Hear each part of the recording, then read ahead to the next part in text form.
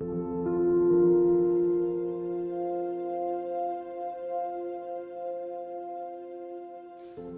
this is Joe with Divine Daily Tarot, and I am going to be doing some healing messages out of the Light Seers Tarot deck, and I'm hoping this is going to be more geared toward healing and recovery for those of you like myself who have undergone the gamut of narcissistic torment. And yes, I said torment, and if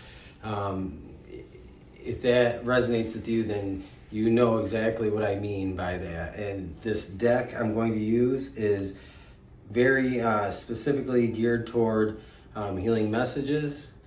The depictions on these cards are exquisite. I love them, and I really believe that for some of you, hopefully more than just some of you, however many people see this video, that it will bring insight and clarity to move on and move past, and additionally how to sever and cut ties from that type of energy that is malicious and destructive. And this is a great path to healing, I believe. So with that said, I'm going to start with earth signs. I drew cards and earth signs is what came out, so I'm going to lump together Taurus, Virgo, Capricorn, and we're going to see what comes out. So stick around and let me know how you felt about this video at the end. Thanks. Okay, Taurus, Virgo, Capricorn. This is Joe again with Divine Daily Tarot, and as promised, I'm going to try and pass along some positive, supportive messages of healing and recovery for those of you who are still tied to perhaps traumatic events of the past. Some of you might have endured some pretty toxic, narcissistic energy. There could be any number of things that you've been through, which I'm a firm believer that we hold on to in our core and our energy body. And I've been through some pretty transformative points along my path of healing and letting things go, acceptance, rebirth, renewal. And so we're gonna start with this deck here. I love this deck, and we're going to see if we can bring out some positive, transformative messages. I'm doing this Indian style on my floor. This is comfortable and more of a meditative place for me to do this. So let's start with the first card out. And I apologize if you hear some background noise with this train. It's pretty noisy sometimes, but first card out we have is the Moon. The Moon is often a card that could represent Pisces, and it doesn't have to be a Pisces, but nonetheless you have someone depicted in this card, in this particular deck, that appears to be kind of drowning and sinking to the bottom of a body of water. And while this drowning is symbolic, it really represents the drowning in one's emotions, fears and anxieties. And up at the top, of course, you have the moon and you have two wolves howling. You have a wolf that's black and a wolf that's white, and you really have the elements of like yin and yang, duality. You also have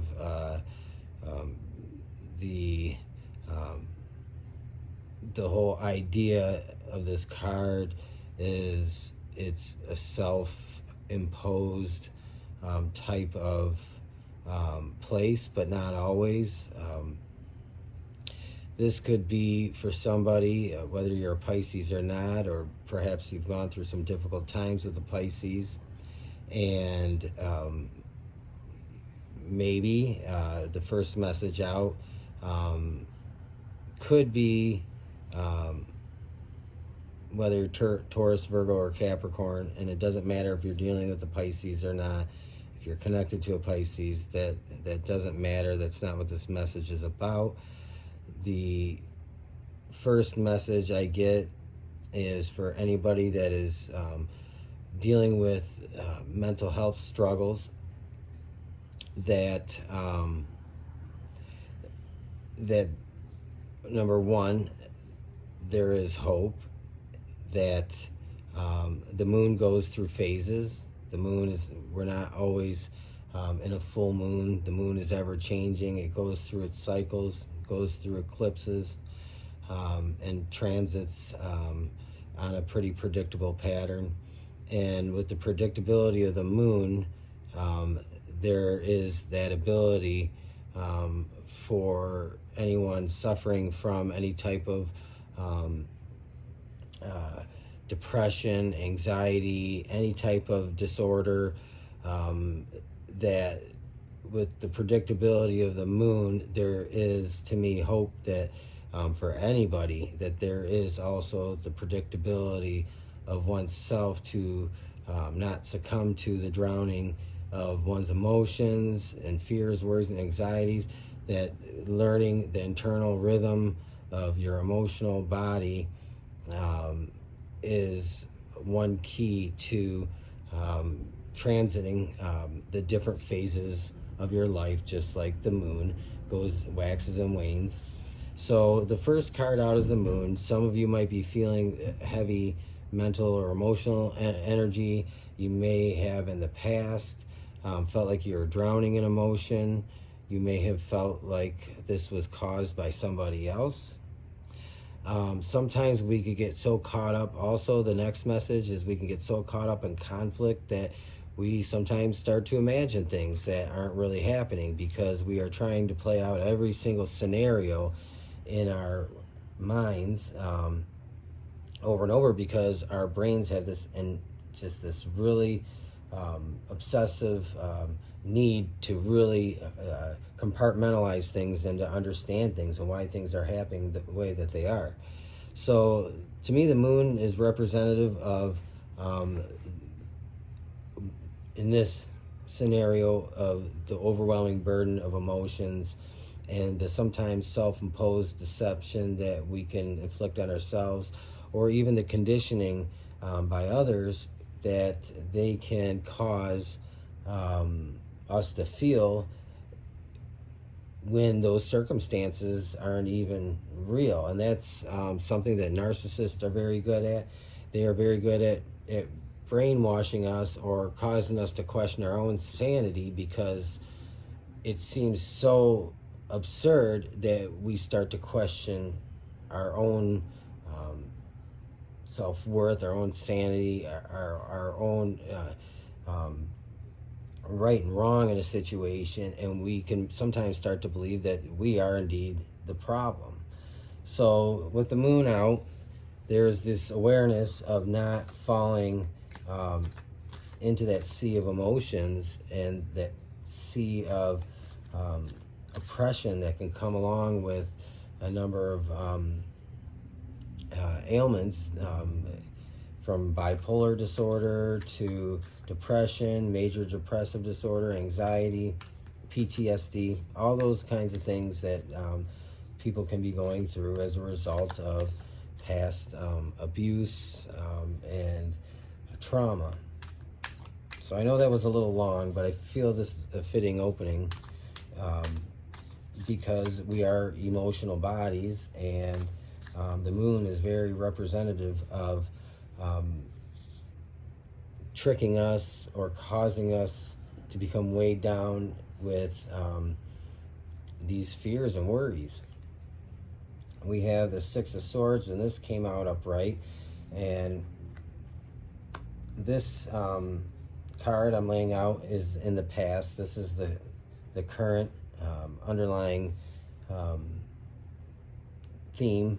And then we have, in the past, we have the Six of Swords. And you notice this to me represents a departure. And this departure comes prior to this kind of overlying foundation of the moon that we discussed. This departure is a bridge from approaching that energy of the moon to crossing and getting to the other side. And this Six of Swords may very well represent your understanding that when these burdens don't serve you, your higher purpose, and it's time to move on, that sometimes literally physical distance between you and another person who's unhealthy can be the best thing. Or this could represent a symbolic distance where you are cutting cords and ties with a person, because with some people, a complete cutoff of communication to the highest degree possible is the only thing that can enable you to actually heal and to move on. Some people will try and bait us in and keep us in with gaslighting and creating scenarios to cause conflict, because quite often any attention, negative or positive, is good attention to them. But you notice that this boat that she's boarded, I don't see any oars, so it doesn't look like she's really putting the effort into creating a distance to moving on to sailing off. She does have some crows with strings and ropes pulling the boat forward. Those crows can be messengers. They are going before you. Those crows could represent the purpose of your leaving, to your moving on, and your decision to move on. And behind those crows are all those dark thoughts, emotions, and wounds that you're going to carry with you as you cross this bridge over this energy of the moon. A decision to depart from any type of negative state, any negative situation, any conflict, decision to depart and cut yourself off from that is indeed a healthy start. And moving over this bridge and through the moon, we have the world. And so I think that's beautiful, because the way the world is depicted in here, this isn't a depiction of, look, well, let me say this first. You have the sacred geometry, and you almost have this circular hoop with that mandala in there. And this is freedom to me, freedom to be oneself, freedom to be unattached, and to be completely detached from anybody that has strings which can cause any type of control over your thoughts, feelings, and how you make decisions. This is a complete, total freedom. Prior to this, it would probably be like a marionette, and there would be strings attached to the various limbs of this person, and allowing that person to control you. The strings are cut, and I like this, like, it depicts the sacred geometry in there, that this is complete, total freedom. And the world in this isn't a material world, but really it is all about just that more of a spiritual freedom. And so I think that's very fitting.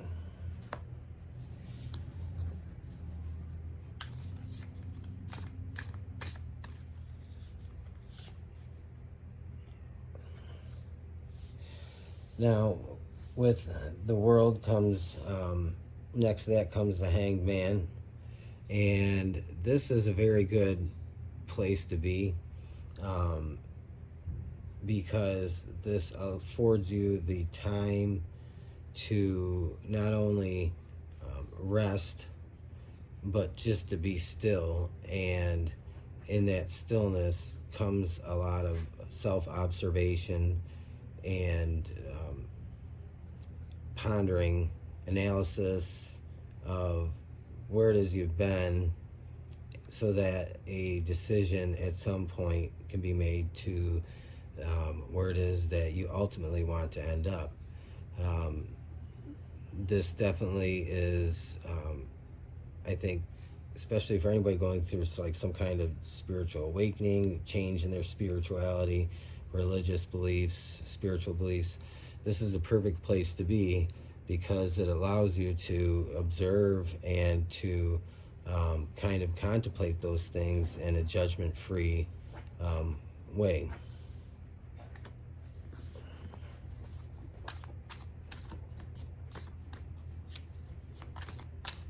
Let's see what else we get.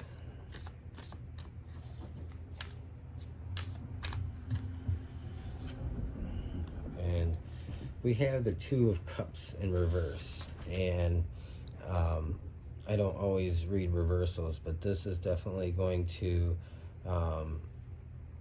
be read in reverse, because I think the important message here is self-reliance and being able to be independent and emotionally sound on one's own first.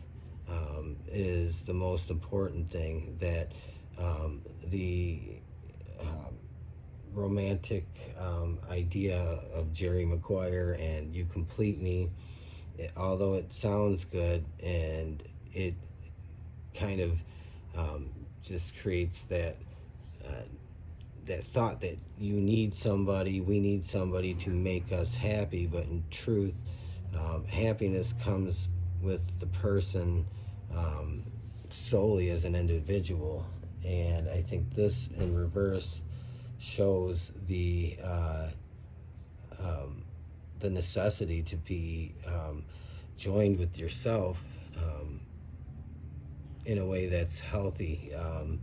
And when I say joined with yourself, I mean in a spiritual and emotional way that is well balanced. And so to me, the Two Cups in reverse here,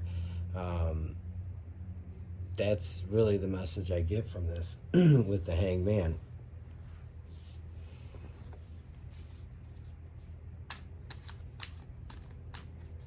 And we're going to do a few more messages, and I might continue some more tomorrow for Earth signs.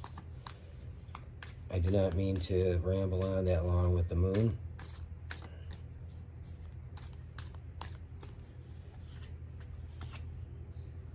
And we have the Ace of Pentacles out here.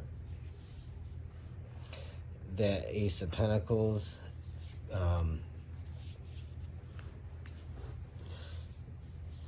for me, this is a indication that what we believe is important to us and what really matters to us changes once you've gone through like a spiritual, whether it's a dark night of the soul, a long one, a spiritual transformation, a spiritual awakening. Suddenly the material things, or things we consider materially important to us, change. And I think this Ace of Pentacles signifies that. And so many of you might feel like what you valued before materially has significantly changed as a result of traveling and journeying through this process of healing from those past scenarios that cause so much damage to where they actually have the power to force you to change. And so now suddenly, really as a result of the Hangman, is the Ace of Pentacles. What you value, and what you will probably find yourself going after is going to be completely different, or it may be currently completely different than what now than what you would have in the past. And so I think that's very keen on what that message is. And with this, the Seven of Swords, also very fitting because this came up in the reverse, and that's getting away from the victim mentality. And so everybody's been a victim of something, but the victim mentality is being the person that has been so critically wounded that they can never move on without carrying their battle wounds and battle scars on their sleeves. And so to me, that's what the Seven of Swords represents, is turning away from that victim mentality. No matter what's happened to you in the past, no matter how terrible, no matter how bad, no matter how hard it is, to reflect on that, it's leaving behind that victim mentality.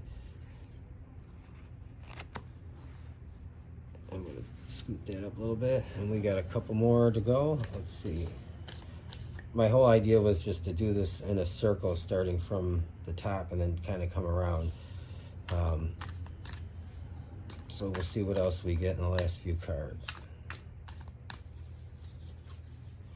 We have the Nine of Wands in the reverse.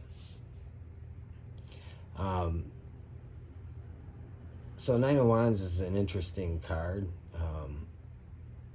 and it can be interpreted in a lot of ways. I'm sorry I wasn't holding that at the camera. But after the Nine of Wands comes the Ten of Wands, which is the ultimate pressure of burdens being almost too much to bear, or just being so heavy. The Nine of Wands in this here is not moving into that state of burdens. In the reverse, to me, the Nine of Wands in the reverse is giving pause to taking on what doesn't belong to you. So in the reverse, this Nine of Wands is having the freedom to choose what it is that you're going to take on, and what doesn't belong to you shouldn't be carried by you.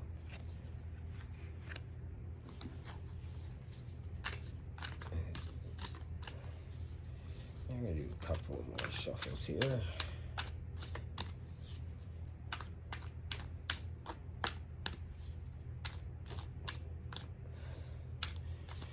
Cleo, don't you do it. Shoo.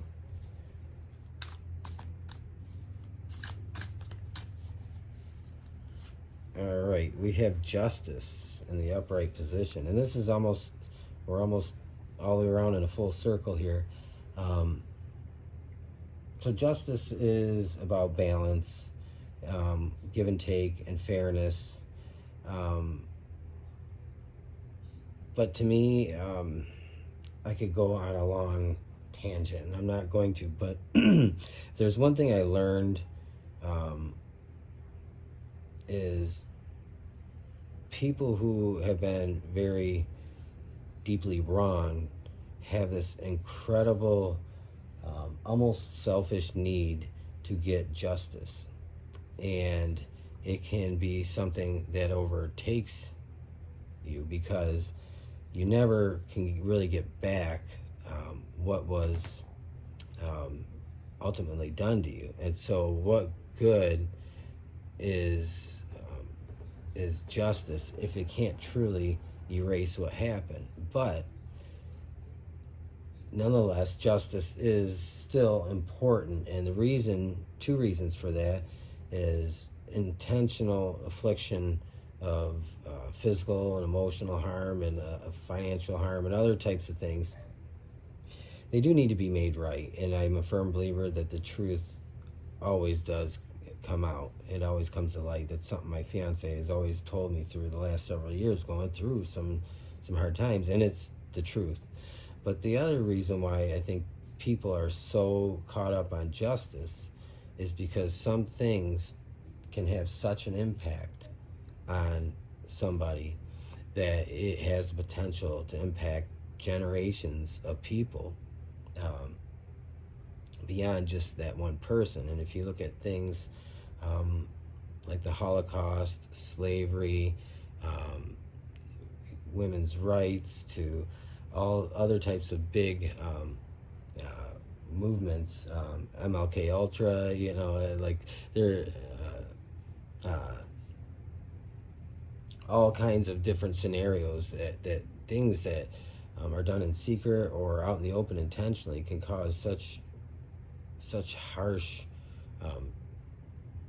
altering consequences that the need for justice is very real, because it can affect your children, your children's children, and their children, and it has like almost a never-ending impact. But in the smaller sense, humans just have this really deeply ingrained need to get some kind of justice. And I think for those of you that are just simply looking for balance, and those of you that are looking for just an equal share, give and take, I think that's coming. But for those of you that are so hung up on real true justice, you look at this card, and she's looking at she's really looking at her own reflection. She's looking back at herself, and so she does have a part in this, and I think she recognizes that. But really, to understand that true justice can never come, because it can't erase what was done. And so having to be okay with the outcome is probably the most important message. But for those that are like seeking that fairness and balance and equality, I believe you do see that.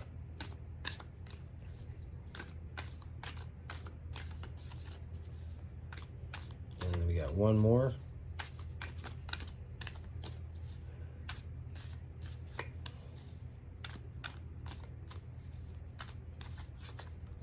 This one wants to come out, so we're going to see what it is. It is the Four of Cups in reverse, and so this ends that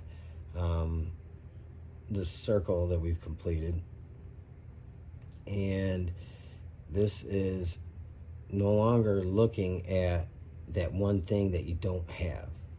You might have other things in your other cups, but there's always that one thing you don't have. There's always that one thing that isn't bringing you fulfillment.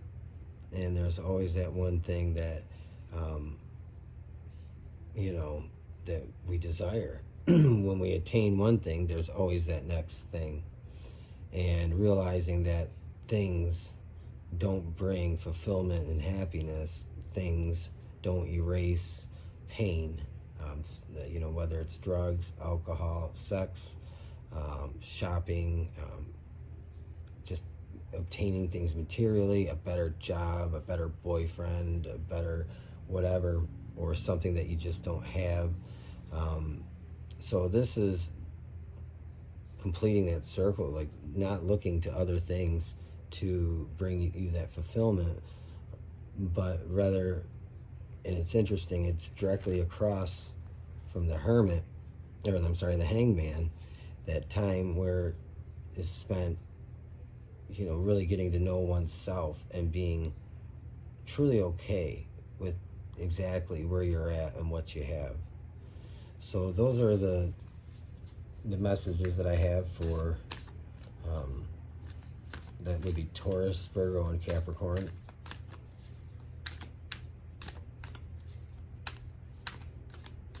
we're gonna pull one last one for the center. Looking forward, moving ahead. I don't know if I should do bottom of the deck or if I should pull a card. Okay, it says pull a card. That's too many, but this is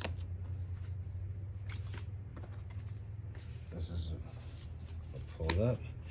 So the Page of Wands, this is going to go in the center as the final card, almost like the outcome of this, and that is the Page of Wands, moving forward in your life with passion, freedom, joy, and happiness. She's carrying her message of redemption, her message of freedom, her message of triumph with her, and that's ultimately the goal, and that is to be a messenger of hope, and that's what this Page of Wands to me represents in this reading.